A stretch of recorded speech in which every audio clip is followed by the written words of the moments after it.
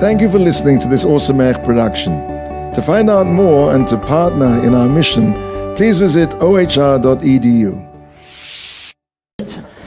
And they say that Shabbos Mevorach in Iyar, the Shabbos that they're Mevorach, the Chodesh of Iyar, Rav Moshe Feinstein was always a little bit sad.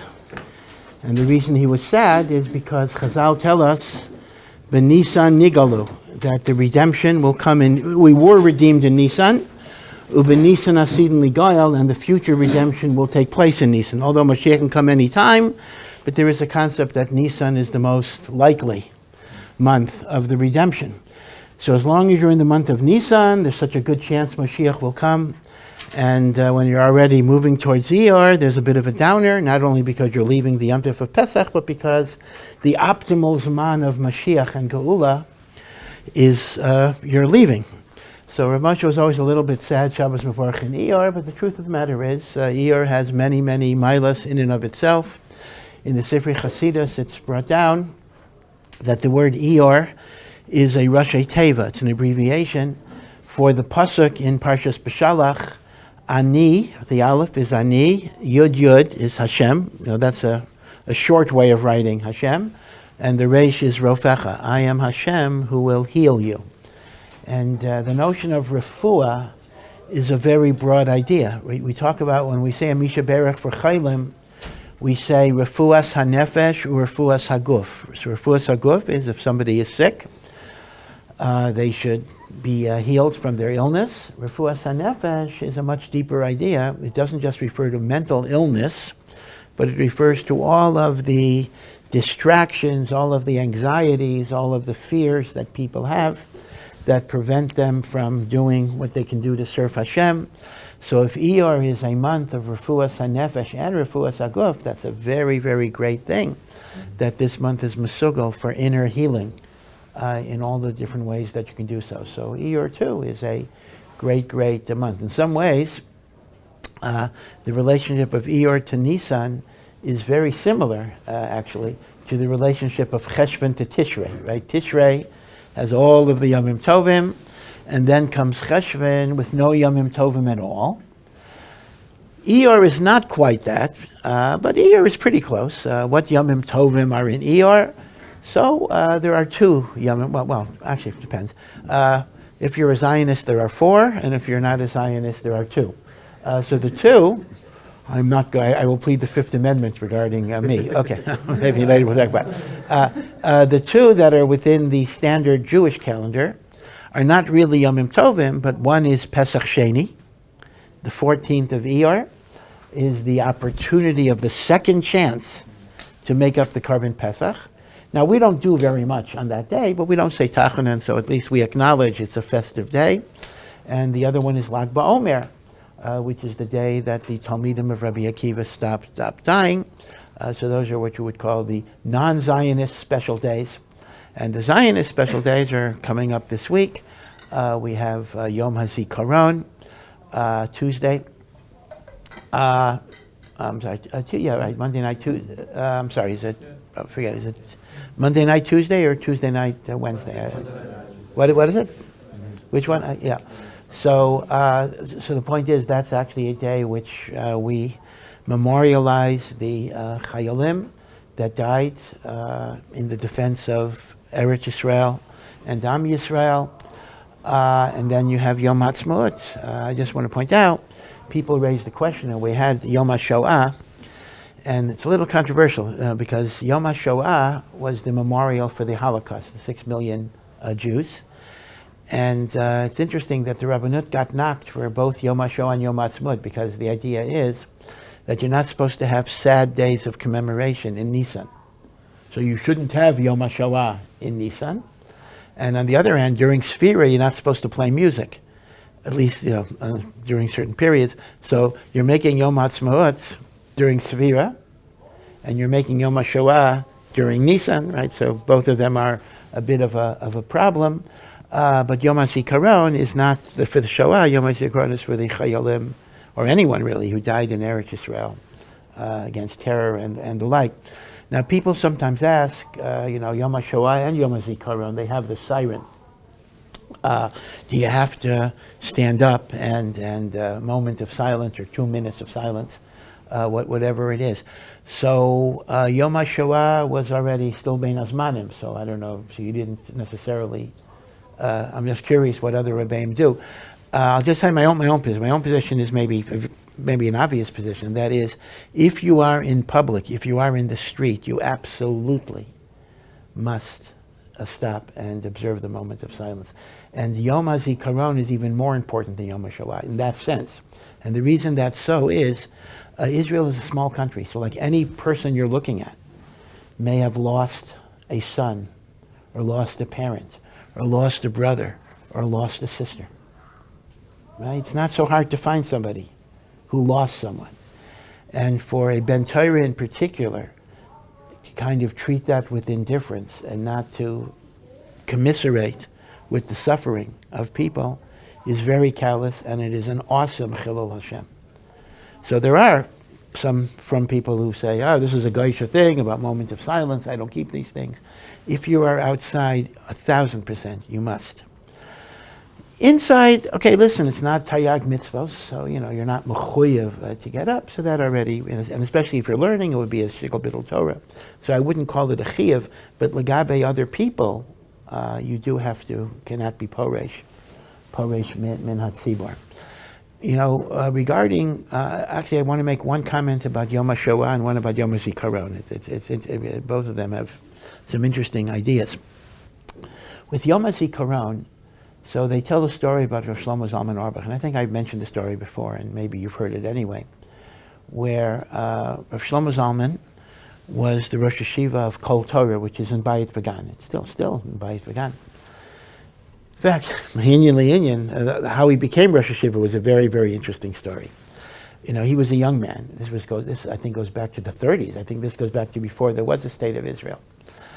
And he was in Kailol, he was learning, he was steiging. But at some point, the family was growing. You had to make a parnasa. So he applied to be a Magid Shir in Yeshivas Kol Torah.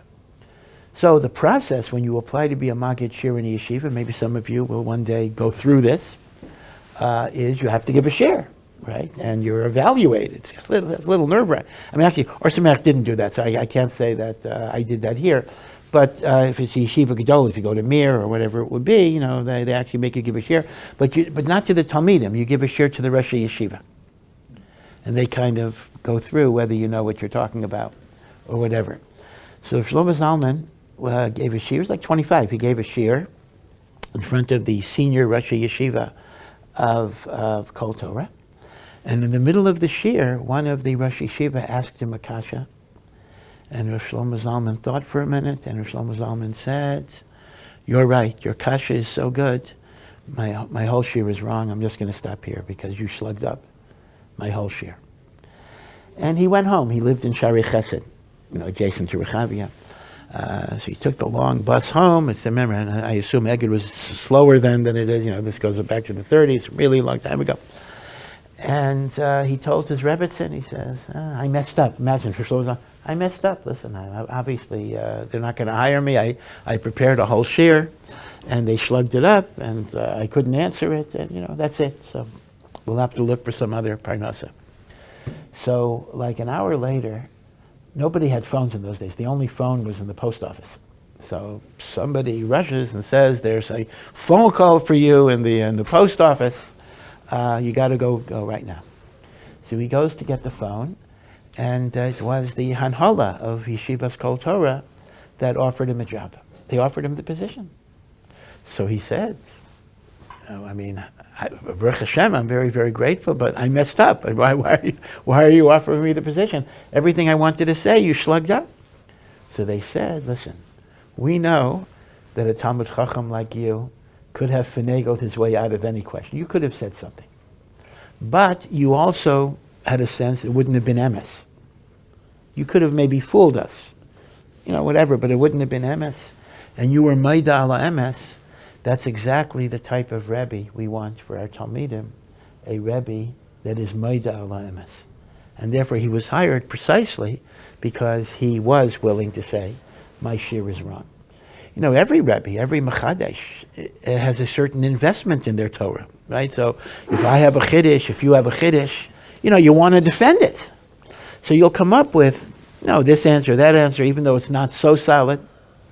But a person whose commitment is not to the proprietary nature of their Chidushim, but he's looking for emes.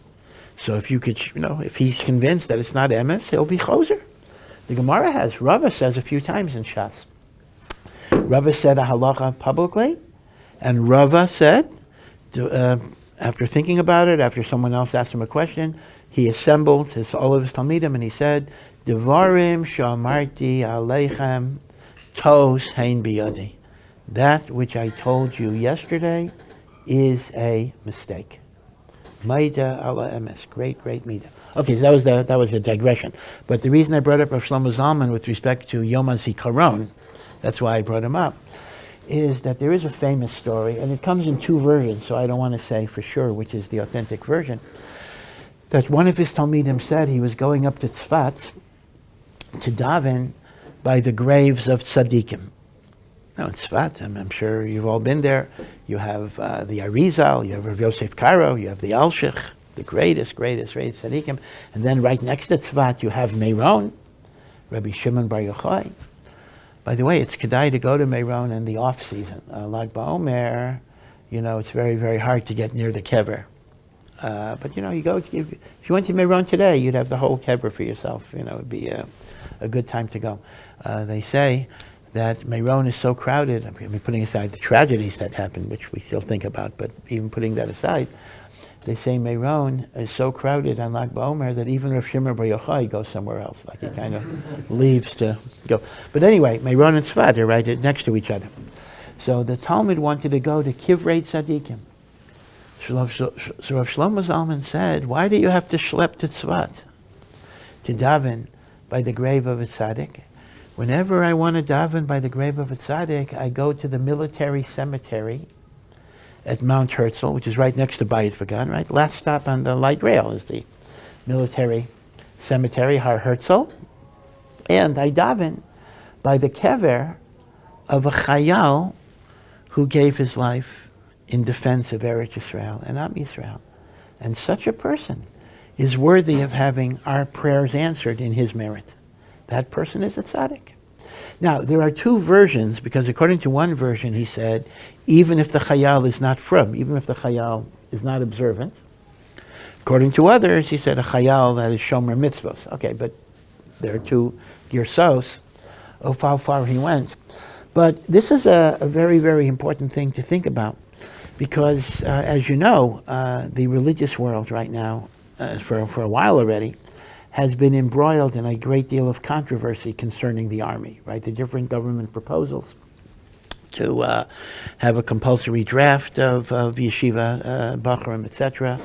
And the Haredi yeshiva world is very, very much opposed to it because we need full-time learning in the base medrash, and also the environment in the army can be corrupting. So even if a Haredi person is not even in yeshiva, even if they're working, but there's a fear. You schlep them into the army, even though there are Nachal Haredi, but still, unfortunately, it's often the case, or at least sometimes the case, that people go off the derech. So, sometimes, I'm not going to say all the time. So there's a lot of opposition to the notion of forcing people into the army, but the problem is that should not obscure Hakaras Hatov to the people who are in the army. The problem is people confuse it. In other words, they say, I'm against, being forced to go into the army, therefore I'll spit on a soldier or whatever it is. One has nothing to do with the other. I could say, I do not think B'nai Torah should be taken out of the base medrash for any reason whatsoever. Okay? I could say that. But I could also say at the same time, I am makir tov to those who are making great sacrifices for Eretz Yisrael. So it's very important not to allow our disagreement. First of all, it's not even a disagreement with the army, it's a disagreement with the government that wants to push this.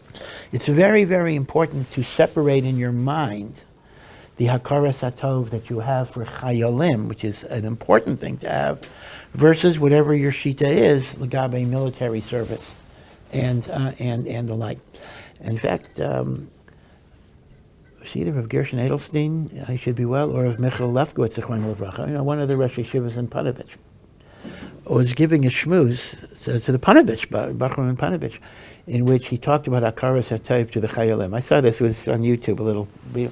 So the one who was recording the video then panned to the crowd, as of Gershon Edelstein or of Michael Yehuda, said, you have to have Hakaras HaTov to the Chayalim. So the guys, like, their mouths were open. Oh, what's going on? They didn't understand what was being said, like they were in the Twilight Zone or something. But he said it, and before him, years and years ago, Rav Chaim Shmulevitz in Mir used to say it a lot. So Hakaras HaTov is a very, very, very big yesod, whatever your position is regarding military service, and you have to remember that.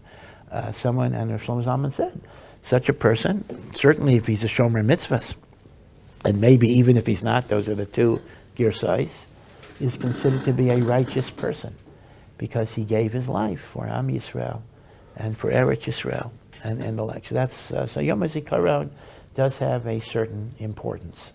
And when I said before that if you're privately, you don't have to stand up, that's not because I was demeaning the importance. I was just saying particular rituals are not chiyuvim, meaning this is a secular ritual.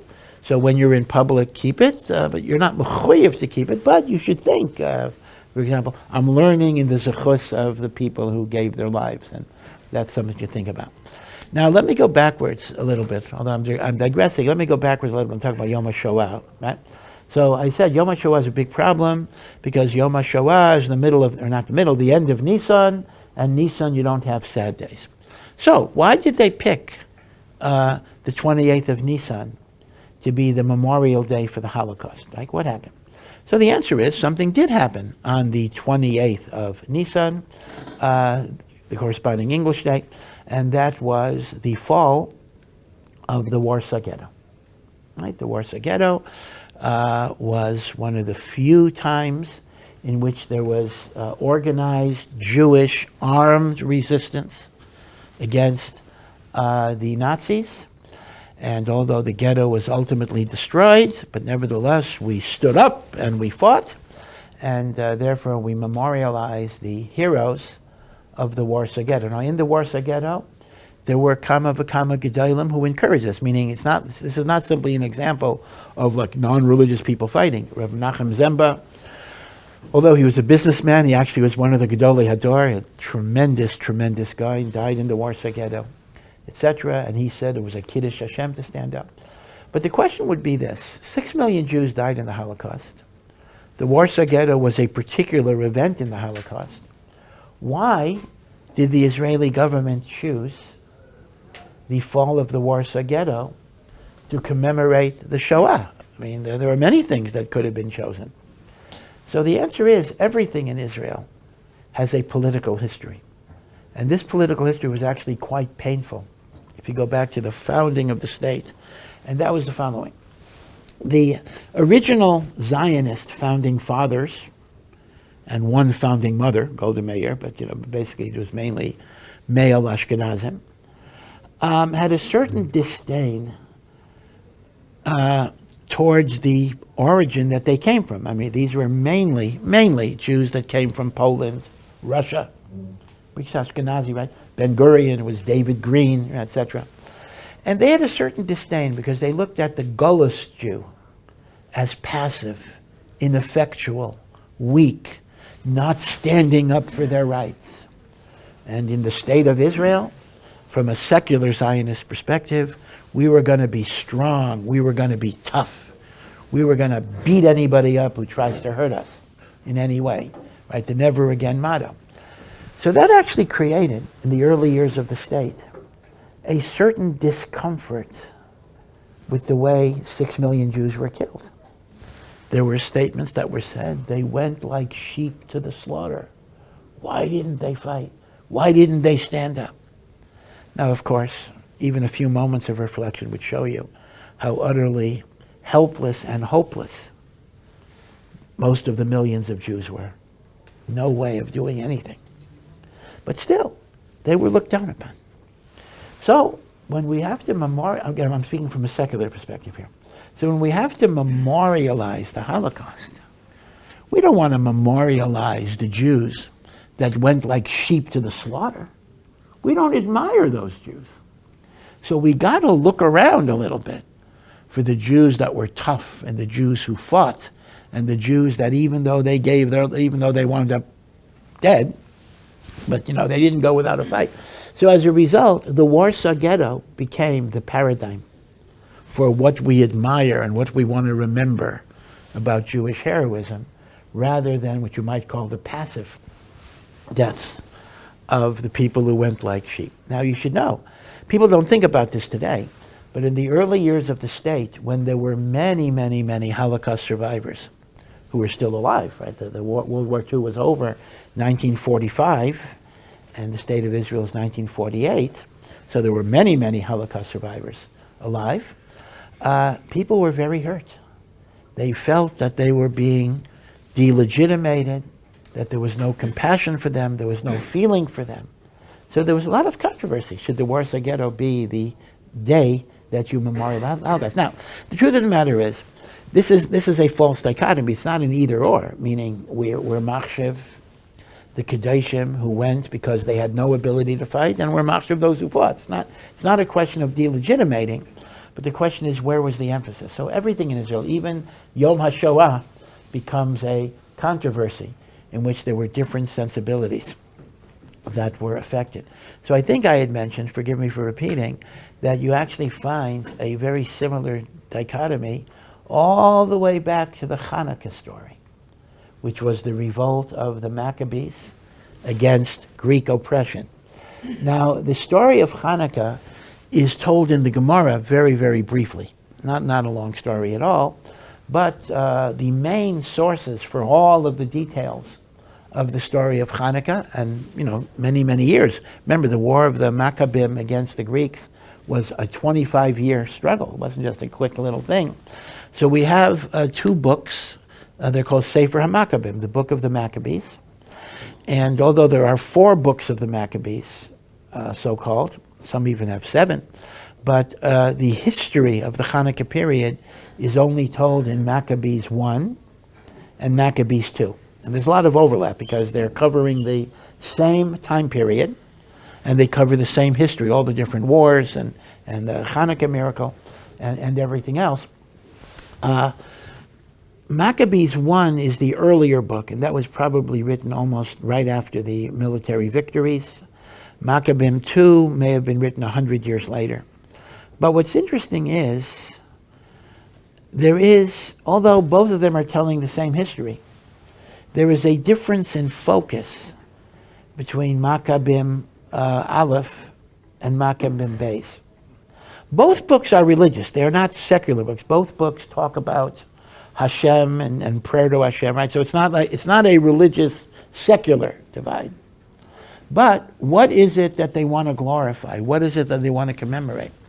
In Maccabim 1, the thing that's being commemorated is military success.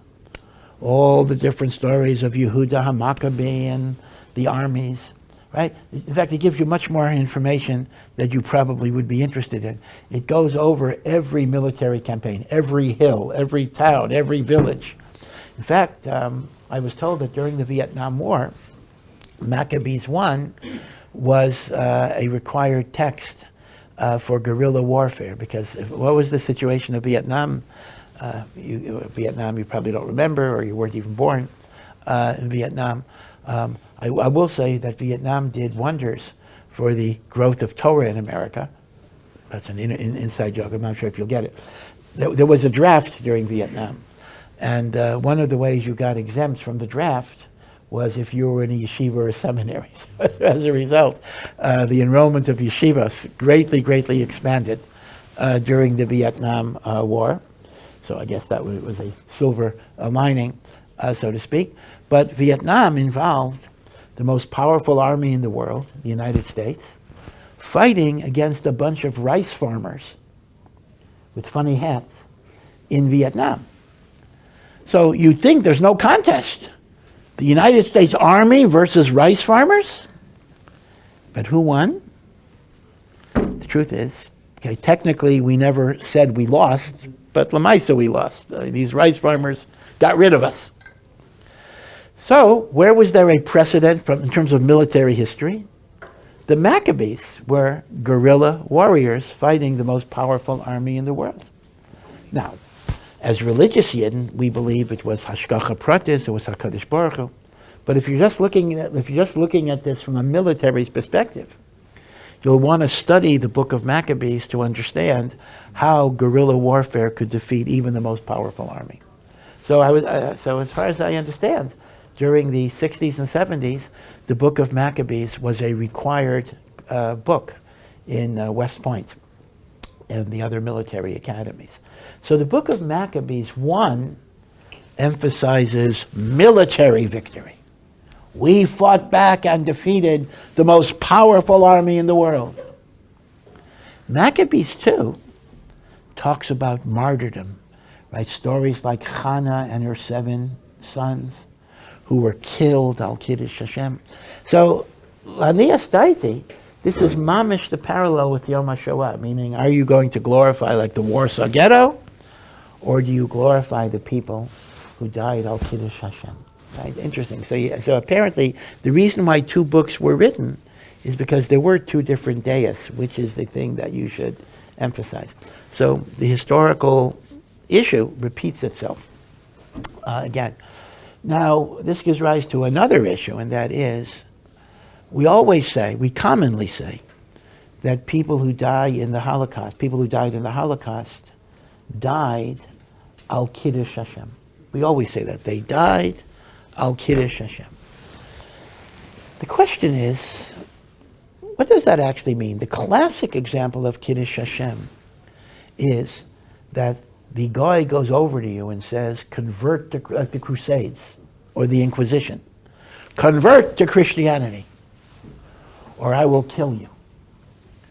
And you make a statement that says, I will die before I renounce my faith in Hashem and His Torah. And a person dies. That's Kiddush Hashem, because you had the choice to kind of accept that other religion and reject the Torah, and you did not reject the Torah because you're proclaiming God as your ultimate master. That's Kiddush Hashem, which means Kiddush Hashem presupposes the element of choice. You had an escape route that you could have taken, and you didn't take it. That's called Kiddush Hashem. Now, Crusades, Kiddush Hashem, Inquisition, Kiddush Hashem, various Islamic persecutions, Kiddush Hashem. The problem with the Holocaust is this. The problem with the Holocaust is there was no choice. Even if a Jew converted to Christianity, which some Jews did anyway, they would still go to a concentration camp.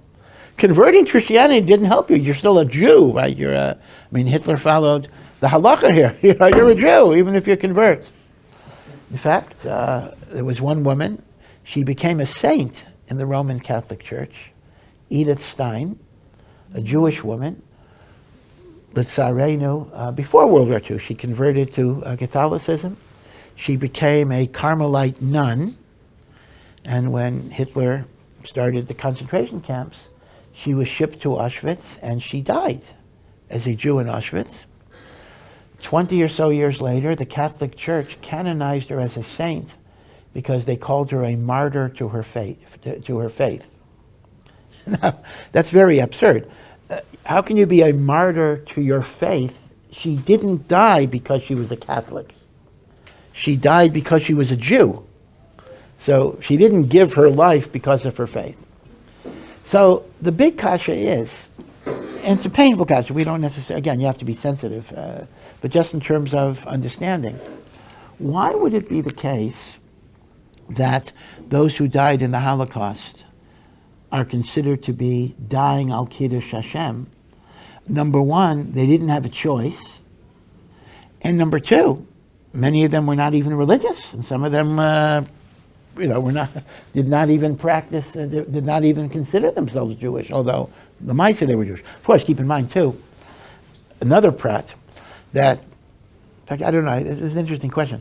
Under Hitler's definition of a Jew, some people may not have been halakhically Jewish. If you had like one grandparent that was Jewish, so he didn't go with matrilineal descent. So that's an interesting question. I've never explored this. How many of the 6 million, I'm not sure if it was a large number, but how many of the 6 million were not even halachically Jewish? Simply because under the Nuremberg definition of Jew, some of them might have been non-Jewish. I don't know. Again, I don't think it was a large number, but there were some in there that were not halachically Jewish. So the question is, the statement that we always make, that if you died in the Holocaust, if someone died in the Holocaust, they died al Kiddush Hashem, how could that be so? There was no choice. Doesn't Kiddush Hashem require a choice? So Rav Dessler has a beautiful, beautiful essay in the Michtav Me'Eliyahu. Very, very beautiful essay. I mean, it's beautiful because it comes out of his heart. Remember, Rav Dessler, just a little history. Rav Dessler came from Kelm, the famous Rav Simcha Zissel of Kelm established. He was the greatest Talmud of Rabbi Yisrael Salanter, and he established the Musar Yeshiva in Kelm. And Rav Dessler's parents and Rav Dessler's uncles, they all were in Kelm. And Rav Dessler grew up in Kelm. Kelm is a city on the German-Lithuanian border. I think it's in Lithuania, but near the German border. And Rav Dessler had already gone to England. Remember, Rav Dessler spent many years in England before he came to Eretz Yisrael. So Rav Dessler was already in England before World War II, so he escaped the Holocaust. I mean, England was bombed, but he was, in England. But his whole family, his parents, siblings, everybody, was wiped out in Kelm. Kelm was totally massacred. And there were very, very few survivors. But Rav Dessler had one person who escaped from Kelm and was able to describe to him as an eyewitness how the tzaddikim of Kelm went to their deaths. And the head of the yeshiva in Kelm was called the Talmud Torah. Even though it was a yeshiva, it was called the Talmud Torah of Kelm.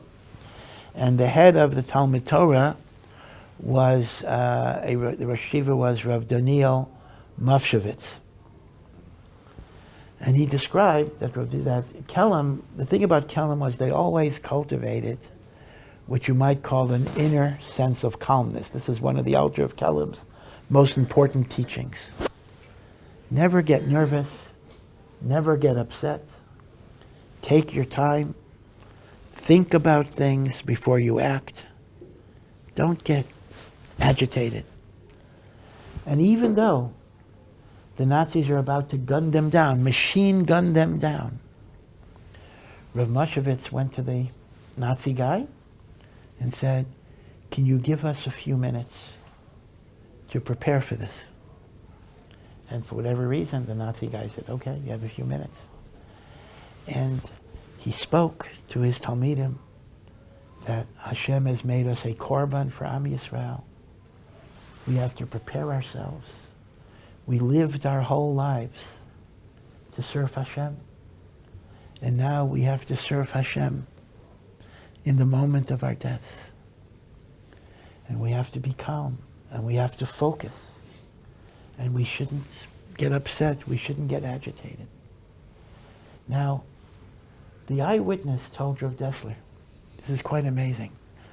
The Nazis had literally never seen this. Usually when people are about to be killed, they start screaming, they start crying, they start begging for mercy, although mercy is never forthcoming. But they beg for mercy. And here were people who knew they were going to die. But there was calmness, there was serenity. They said Shema. They did Vidoy. Everything with Yishuv Hadas. So this is the part that always gets me. He says, the Nazis themselves were stunned. They couldn't believe that these were human beings. They were like angels. And the Nazi guy who was supposed to shoot them all said to the superior officer, maybe we should just let these people go. They were afraid of them. They saw the Shekhinah. They saw Kedusha. They were afraid to kill them. But their Yetzer Ra was miskaber over the Yetzer Tov, and of course they did kill them. So Rav Dessler said, when he described all of this, he said, Kiddush Hashem can take different forms. There is the Kiddush Hashem when you had a choice, and you took the choice of serving God rather than rejecting Hashem. That's Kiddush Hashem. But then there's another type of Kiddush Hashem when you don't have a choice, but how you choose. Well, a different type of choice. It's not the choice that would have gotten me out of the situation, but it's the choice of how you face death. To face death with emunah, with bitachon, with trust in Hashem, concentrating and focusing on how to glorify Hashem in your moment of death. So Dessler said, that's also a Kiddush Hashem. You see, it's not the Kiddush Hashem, I could have saved my life by. Yeah, they didn't have that option. But a Kiddush Hashem that even the Nazis saw. Can you imagine? The Nazi said, literally was afraid to kill them. Was afraid. Because they mamish saw or felt the presence of HaKadosh Baruch Hu in that group. So that's Rav Dessler's mahalach of Kiddush Hashem. But the truth of the matter is, as beautiful and moving as this is, it's still not a complete teretz. Okay, that for emperors like people like Kelm, the Tzaddik of Kelm. But what about people who didn't go to their deaths that way? And what about people who did not believe in the Torah? In other words, this is not a teretz for every single case. This is a teretz for some cases. So here we get into more of an interesting controversy. There is a passage in the Rambam that's often quoted, although it's actually, the Rambam doesn't quite say it. That's the problem. I mean, people want to fetch the Rambam to mean that anybody who dies because they're Jewish, if you are killed because you are a Jew, even if you don't observe Judaism, that is called death al Kiddush Hashem, because you died as a representative of God's people. So, if somebody gets killed in an automobile accident, and they happen to be Jewish, that's not called Kiddush Hashem. They didn't die because they're Jewish. But if they were singled out because they're Jewish, and this would also apply to victims of terrorism, same thing, right? During Pesach, right before the last day of Pesach, we had a great, great tragedy in Efrat of, two girls and their mother, or two young women and their mother were killed in a terrorist attack. By the way the family responded is also a Kiddush Hashem. Actually, the father had been a Rav in England, Rabbi D. And the story, not a story, I mean, we know this. He came to show after burying his two daughters. His wife was still in a coma. She died the next day. But after burying two daughters, he came to show on Shvi Shel Pesach, and they were reciting Hallel, and the Chazan didn't want to sing it. I mean, the mood was so sad. The Chazan was just going to say Hallel. And Rabbi D went over to the Chazan and said, "It's Yom Tov. Could you please sing Hallel? We have to rejoice in Hashem's Yom Tov." Imagine the Madrega. So that, I think, is also an example. Yeah, the young women didn't have a choice. But the response is a Kiddush Hashem. And then, of course, we have the Rambam statement that because they were singled out as Jews, that gufa is called Kiddush Hashem, right? So this is kind of the reasons why we say that those who give their lives, I mean, not even give their lives, those who are killed, they didn't even give their lives, so to speak, because they're Jewish, there is an union of Kiddush Hashem in their deaths, and that's why we commonly say that the Jews who were killed in the Shoah, in the Holocaust, were al Kiddush Hashem.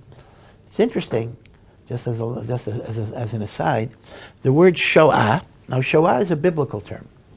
It means massive destruction. It appears in Tehillim and the like. Shoah. But Shoah as applied to the Holocaust is relatively new. I think they began using it in the 60s and the 70s. They applied the term Shoah to the Holocaust. The great Rav Hutner was against. Rav Hutner always had some interesting chiddush here. By the way, Rav Hutner's daughter, Rebbetzin David, was just nifter. Brilliant woman in her own right. You know, Mishpacha magazine, because they don't run pictures of women, but they had to write an article on Rebbetzin David. She was like a tremendous mechaneches for half a century. So they put a big picture of Rav Hutner, her father, who died 40 years ago, on the magazine cover. So you walk by Mishpacha magazine, you see a big picture of Rav Hutner. Gee, I thought he died in 1970. Yeah, he did. But his daughter died now, and they can't run a picture of the daughter, so they had to put a nice picture of Rav Hutner. But Rav Hutner was against the word Shoah, because this is what Rav Hutner said. Shoah implies singularity. This is an unparalleled event that never happened before.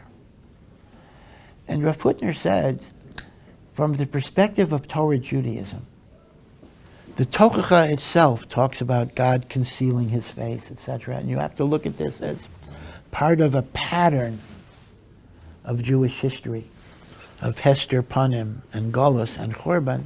And he was against the idea of looking at this as an absolutely unique. In fact, this actually explains why many in the Torah world are not even in favor of a special Yom HaShoah. In fact, the Brisker Rav was, besides the Warsaw Ghetto issue, which is one issue I mentioned before, but they said, we memorialize Jewish tragedies on Tisha B'Av. Tisha B'Av is the day of national mourning for all of the calamities of the Jewish people. So on Tisha B'Av, we recite kinos, or some places about the Holocaust and other tragedies and the like, and you don't make a special day singling out one tragedy over other tragedies. So Rav Hutner didn't even like the word Shoah because that was singling out the Holocaust as an absolutely unique event. Okay, so we'll see you tomorrow, and take care.